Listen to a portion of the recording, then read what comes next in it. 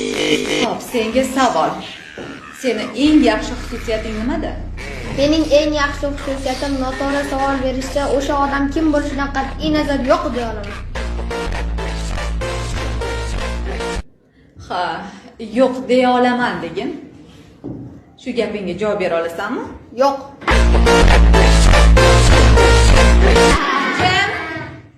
Jim, nima kulguli? Tushunmadim. Maynavachchilik yig'ishtir hamma.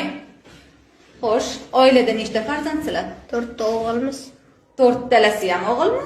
Yo'q, katta akam qiz. Voy, betarbiya, juda aqlsiz ekansan-ku. Mayli, hech qisi yo'q. O'zim tarbiyalab olaman. Hali meni sovunimga kir yuvmabsan. Ha, senga yana bitta savol bor.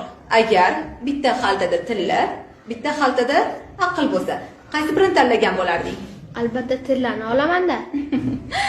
Aqlsizliging mana shu yerda yana bir bora bilindi. Seni o'rningda agar men bo'lganimda aqlni tanlagan bo'lardim. Kimda nima kam bo'lsa o'shani oladi-da.